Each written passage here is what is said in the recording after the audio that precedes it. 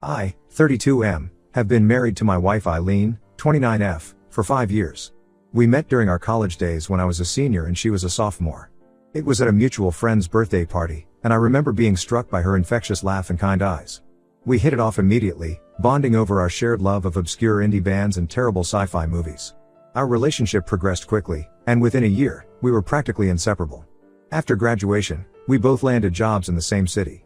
I started working for a tech startup, while Eileen pursued her passion for graphic design. We moved in together, and 2 years later, I proposed during a weekend getaway to the mountains. It was a simple, intimate moment, just the two of us, a stunning sunset, and a promise of forever. Our wedding was a small affair, just close family and friends. That's when I first met Eileen's older brother, Max, 34M. He showed up late to the ceremony, reeking of alcohol, and proceeded to give a rambling, inappropriate speech during the reception. I was furious, but Eileen just laughed it off, saying, "That's just Max being Max." From that day on, Max and I never really got along. It wasn't that we had a big falling out or anything, but his personality just rubbed me the wrong way. Max was the stereotypical charming bad boy, always the life of the party, constantly surrounded by friends, and living it up. Eileen and I, on the other hand, preferred quiet nights at home. We enjoyed each other's company and didn't feel the need to go out all the time. This difference in lifestyle choices often led to Max making snide comments about how boring we were. He'd show up unannounced at our place, usually on a weeknight when we were winding down after work. "Come on, little sis," he'd say, "let's go hit the town like we used to." Eileen would always decline politely, but I could see a flicker of something, regret? Nostalgia? In her eyes. When Eileen and I first got married, Max's visits became more frequent and more disruptive. He'd raid our fridge, sprawl on our couch, and ask to borrow money. Sometimes he'd bring along a rotating cast of friends or girlfriends, turning our peaceful home into an impromptu party venue. He'd complain about his job, when he had one, his dating life, and pretty much everything else under the sun. It was exhausting to be around him, but Eileen always made excuses for his behavior. "He's just going through a rough patch," she'd say, or "he didn't have it easy growing up like I did." I later learned that their parents had divorced when Eileen was just a kid, and Max had taken on a protective role. This led to a complicated, codependent relationship between the siblings that persisted into adulthood. Despite my frustrations with Max, I tried to be understanding for Eileen's sake. I knew how much she loved her brother, and I didn't want to be the guy who came between siblings. So I bit my tongue, cleaned up after his messes, and did my best to tolerate his presence. About a year ago, Max announced he was engaged to his girlfriend of 6 months, Zoe, 31F. We only met her a couple of times before the wedding, but she seemed nice enough, quiet and a bit reserved, which seemed odd given Max's larger-than-life personality. Their wedding was a lavish affair, way over the top in my opinion. Max had always liked to be the center of attention, and this was his moment to shine. After the wedding, we saw less of Max. Eileen was a bit down about it, but I was secretly relieved.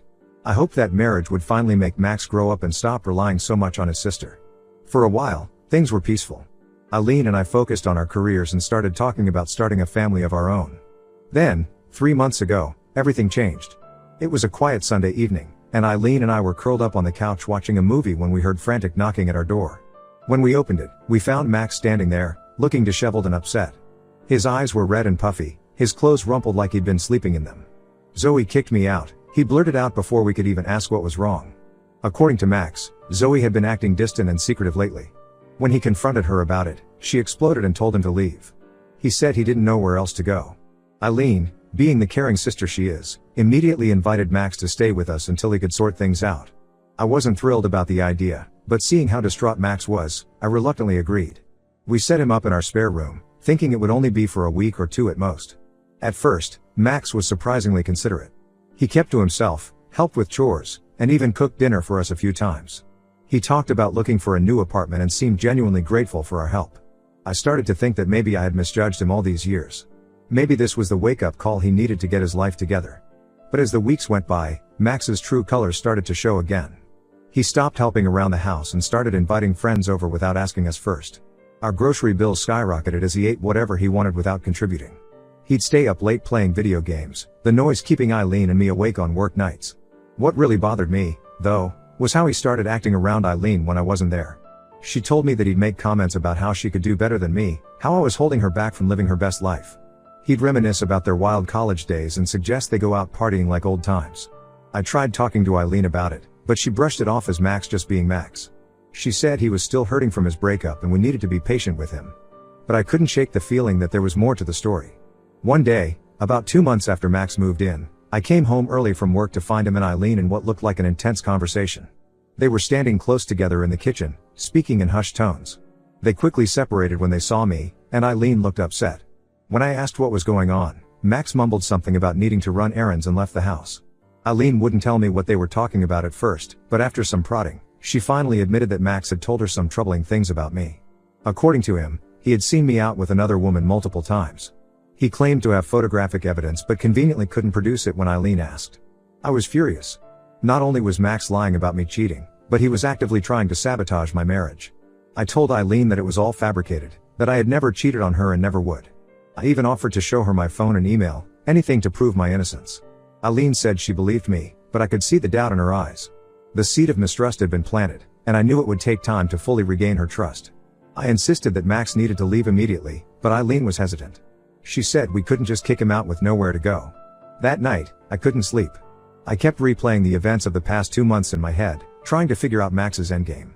As I tossed and turned, I heard Max's phone ping with a message. Curiosity got the better of me, and I snuck out to the living room where he had left his phone charging. What I saw on his screen shocked me to my core. It was a message from Zoe, his supposed ex-wife, saying how much she missed him and couldn't wait for him to come home. I quickly took a screenshot and sent it to myself before deleting the evidence from Max's phone. The next morning, I confronted Max with what I had discovered. At first, he tried to deny it, but when I showed him the screenshot, he broke down and confessed. He admitted that he and Zoe were still together. They had concocted this whole plan as a way for Max to spend more time with Eileen. Apparently, Max had always been jealous of my relationship with his sister and wanted to drive a wedge between us. I called Eileen into the room and made Max tell her everything. She was devastated, alternating between anger at Max's betrayal and guilt for doubting me. I told Max he had an hour to pack his things and leave, or I'd call the police for trespassing. As Max was leaving, Eileen tried to stop him, saying they needed to talk things through. I couldn't believe what I was hearing. After everything he had done, she still wanted to give him a chance to explain. That was the moment I realized that this problem ran deeper than just Max's actions. It was about Eileen's inability to set boundaries with her brother. I told Eileen that I needed some time to think and that I'd be staying at a hotel for a few days. She begged me to stay, saying we could work it out, but I knew I needed space to clear my head and decide what to do next. So here I am, sitting in a hotel room, wondering if my marriage can survive this. Am I overreacting by leaving, or am I justified in needing some time apart? Should I give Eileen another chance, or is this a sign that our values are too different to make this work? Update 1. It's been a week since I left to stay at the hotel, and a lot has happened. I've had time to reflect on the situation and have come to some important realizations. First, I want to thank everyone for their supportive comments and advice. It really helped me gain perspective on the situation. Many of you suggested that I have an honest conversation with Eileen about boundaries and expectations in our marriage, which I took to heart. After a few days of minimal contact, Eileen reached out and asked if we could meet to talk. We agreed to meet at a neutral location, a quiet cafe near our home. When I arrived, I was surprised to see that Eileen looked as exhausted and conflicted as I felt. She had dark circles under her eyes, and her usual vibrant energy was noticeably dimmed. We started by discussing the events that led to this situation. Eileen began by apologizing profusely for doubting me and for not standing up to Max sooner. She admitted that she had always struggled with setting boundaries with her family, especially Max, due to their difficult childhood. Eileen opened up about their past, sharing details she had never told me before. Their parents had gone through a bitter divorce when they were teenagers. Their father, an alcoholic, had left abruptly, leaving their mother to raise 2 kids on her own. Max, being older, had taken on a protective role over Eileen. He defended her from schoolyard bullies, helped her with homework, and even got a part-time job to buy her a prom dress when their mom couldn't afford it. This led to an unhealthy codependency that persisted into adulthood. Eileen confessed that she often felt guilty for having a stable life while Max seemed to struggle, which is why she always felt compelled to help him. She shared stories of times when Max had been there for her, like when she was going through a severe bout of depression in college and he drove 3 hours in the middle of the night just to sit with her. I listened patiently, trying to understand her perspective. While I could empathize with the difficult situation she had been in as a child, I explained that it didn't excuse her actions as an adult. I told her how hurt and betrayed I felt, not just by Max's actions, but by her willingness to believe him over me. We talked for hours, delving into the core issues of trust, respect, and family dynamics in our marriage. I made it clear that while I loved her, I couldn't continue in a relationship where I felt like I came second to her brother. I needed to know that she was committed to our marriage and willing to set firm boundaries with her family. Eileen seemed to really hear me this time. She acknowledged that her relationship with Max was unhealthy and that it was negatively impacting our marriage. She suggested that she start seeing a counselor to work through her family issues and learn to set better boundaries. I was encouraged by her willingness to take concrete steps to address the problem. However, I also knew that actions speak louder than words. I told Eileen that while I appreciated her suggestions, I needed to see real change before I could fully trust her again. We agreed on a trial separation of 1 month. During this time, Eileen would start counseling and work on establishing clear boundaries with Max. We would have limited contact, mainly to discuss practical matters, to give us both space to reflect on what we wanted from our marriage. As for Max, Eileen informed me that she had told him not to contact either of us during this separation period. She had also reached out to their mother to let her know what had happened, as she felt it was important to be honest about the situation and not allow Max to spin the story in his favor. After our meeting, I went for a long walk to clear my head. As I wandered through the familiar streets of our neighborhood, I found myself outside the little ice cream shop where Eileen and I had our first date. I remembered how nervous I had been, how I had spilled ice cream on my shirt, and Eileen had laughed, saying it made me look endearingly human. That memory, once so sweet, now felt bittersweet. I realized that despite everything that had happened, I still loved Eileen. But I also knew that love alone wasn't enough to sustain a marriage. We needed trust, respect, and shared values. I hoped that this separation would give us both the clarity we needed to decide if we could rebuild what had been broken. For now, I'm focusing on taking care of myself. I've thrown myself into work, taking on a challenging new project that keeps my mind occupied during the day. In the evenings, I've started hitting the gym regularly to clear my head. The physical exertion helps me sleep better at night and gives me a sense of control over at least one aspect of my life. I'm also considering talking to a counselor myself to work through my own feelings about what happened. I've realized that I have some issues of my own to address, like why I let Max's behavior go on for so long without putting my foot down more firmly. As I navigate this separation, I find myself oscillating between hope and doubt. Some days, I feel optimistic about our ability to work through this and come out stronger. Other days, I wonder if too much damage has been done. Only time will tell, I suppose. I'll keep you all updated on how things progress over the next month. Thank you again for all your support during this difficult time. Update 2. It's been a month since my last update, and I wanted to share what's been happening. The separation period has been challenging but enlightening for both Eileen and me. Throughout the month, Eileen has been attending weekly counseling sessions. She's been working hard on understanding her family dynamics and learning to set healthier boundaries. We've had minimal contact as agreed, but the few times we've spoken, I could sense a change in her demeanor. She seemed more confident and self-aware. About 2 weeks into our separation, Eileen called me with some news. Her voice was shaky, and I could tell she had been crying. She had discovered that Max's lies went even deeper than we initially thought. Apparently, he had been fired from his job months ago and had been pretending to go to work while actually spending his days gambling. Eileen had found out when their mother called her, worried sick because Max had shown up at her doorstep, desperate for money. He owed thousands of dollars to some shady characters and was scared for his safety. When their mother couldn't give him the money, he broke down and confessed everything. His wife, Zoe, hadn't kicked him out. She had left him due to his gambling addiction and the massive debt he had accumulated. The story about her cheating was a complete fabrication.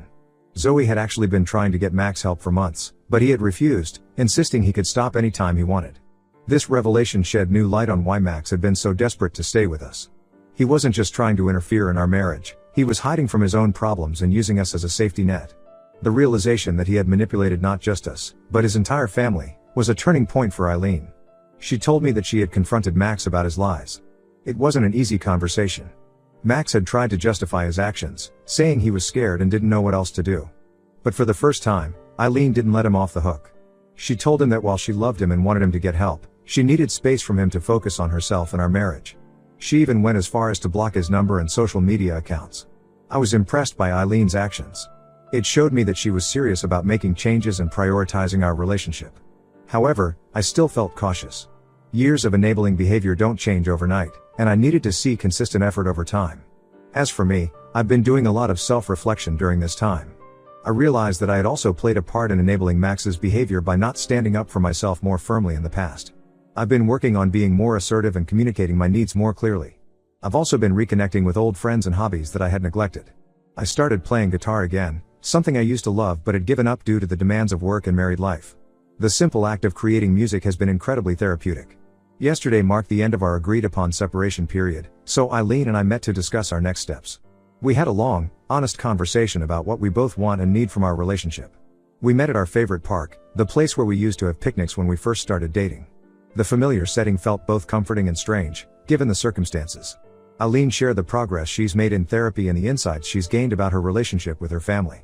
She talked about how she started to understand the roots of her codependency with Max, tracing it back to their tumultuous childhood. She's been working on differentiating between helping and enabling, and learning to prioritize her own needs and well-being. She apologized again for her past actions and presented a plan for how she intends to maintain boundaries moving forward.